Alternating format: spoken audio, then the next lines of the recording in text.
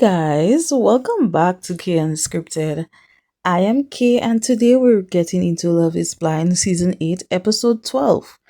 Please just take a moment to go ahead and like my video and subscribe to my channel for more videos like this. Okay, so let's get into it. The engaged couples go on their final date before wedding day, and so we see Taylor and Daniel and they're on a hockey rank. They're so cute together. I've been rooting for this couple from the beginning. And guys, what a turn of events for these two.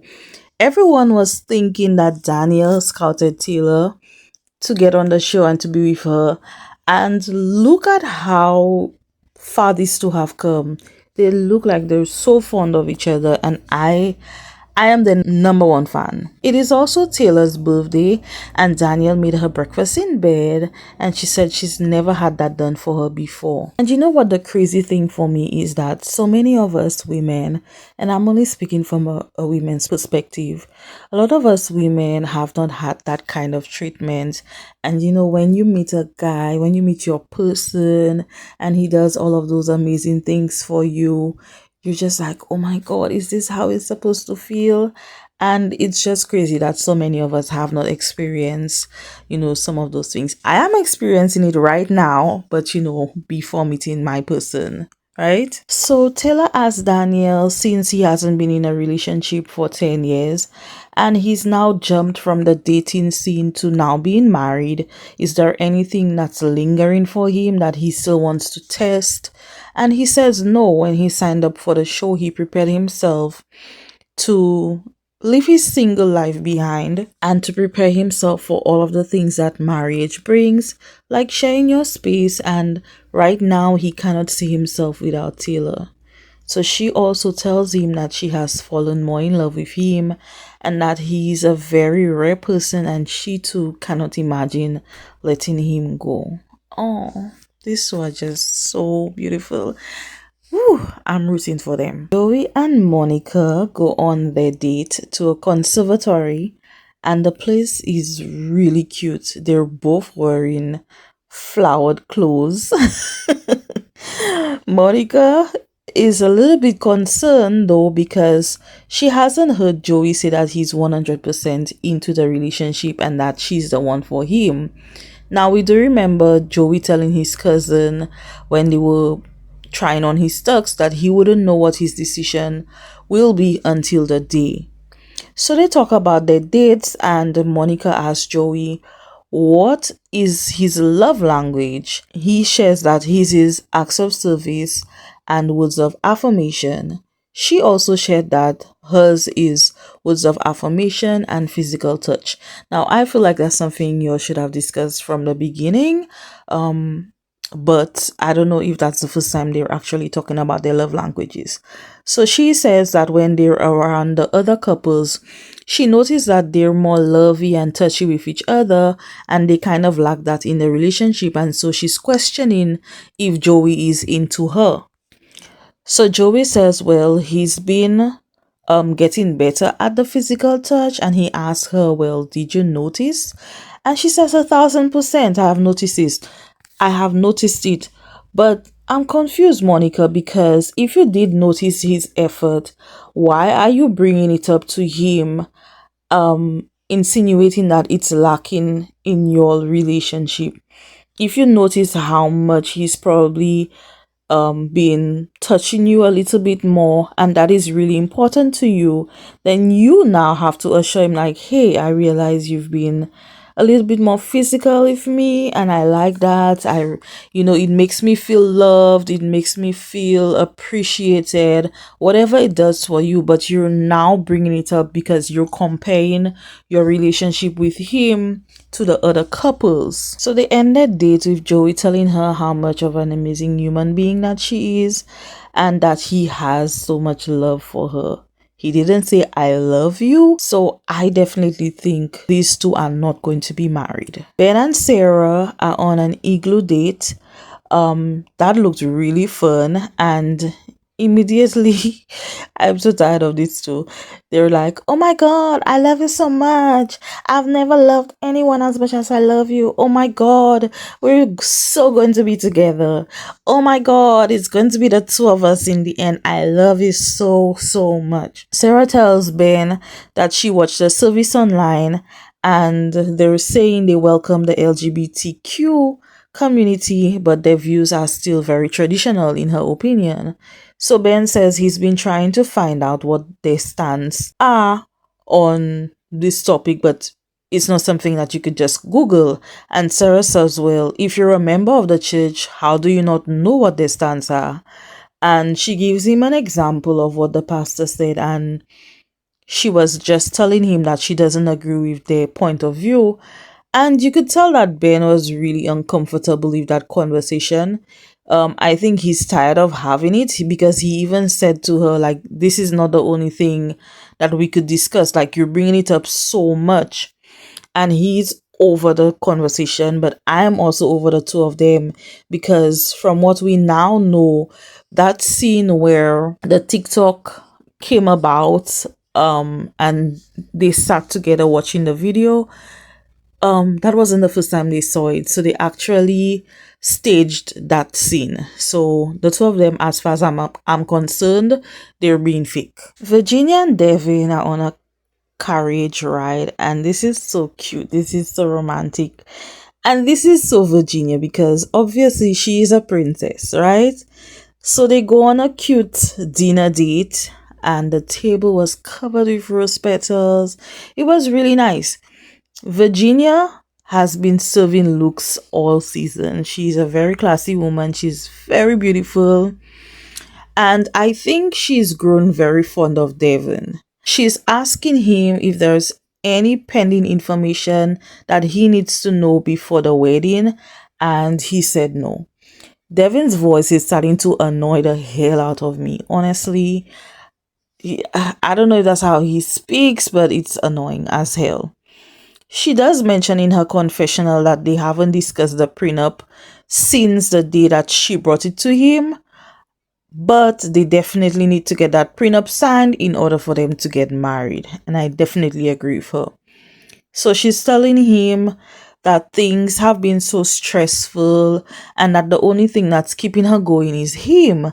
And Devin looked at her like, are you sure about that? Like he gave her a look like he wasn't, like he was surprised that she would say something like that. And she's like, I'm serious. I'm like trying to assure him like what I'm saying is true. So that kind of has me questioning, is Devin pulling himself away? Is he so bothered by the prenup situation that it kind of turned him off and he's not really 100% into marrying Virginia? Is that what's happening? I guess we have to wait until the wedding day when the episodes drop for us to really find out what goes on with these two.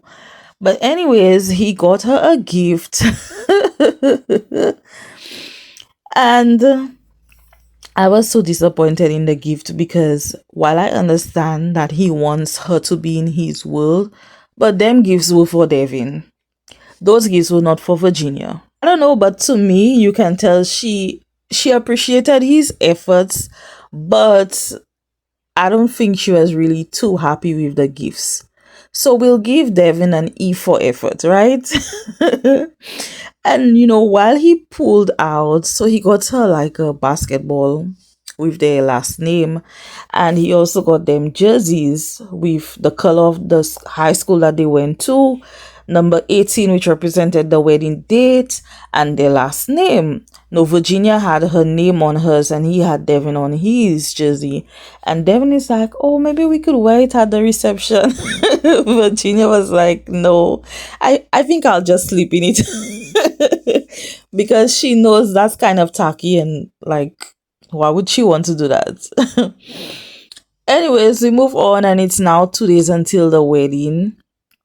And the ladies and the guys have their bachelor and the bachelorette parties. The guys go to the Vikings practice facility and they look all excited. Of course, guys and their sports, we know how they feel about that.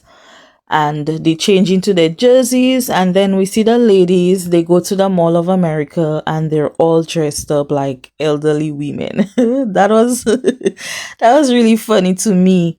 But personally, maybe I'm a little too traditional, but I would have preferred to see the ladies dressed up in their cute outfits and, you know, enjoying the bachelorette party the more traditional way.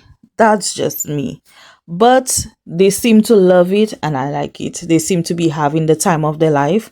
And so, both the guys and the girls enjoy the bachelor and the bachelorette parties. Then we see it's one day until the wedding day, and Devin walks in and he asks Virginia to sit so that they could talk. He brings up the prenup and he says that he had their family attorney, review the prenup, and his mom also checked it out. Why am I not surprised about his mom also checking the prenup? And so he says that once the family attorney reviewed it and his mother, they both realize that, the prenup pretty much just says that they leave with whatever they come with into the relationship. And Virginia was like, well, that's what I've been telling you. I'm not trying to get one up on you. I'm not trying to take your money. I'm not trying to take anything from you. And, he said he felt okay about it, but his mom didn't. And he had to talk to her about it. And once he did have a talk with his mom, he too felt better. Now that his family is fine with them having a prenup. So they both signed a prenup and we laid a prenup to rest. It is now wedding day, and the first couple walking down the aisle is Ben and Sarah.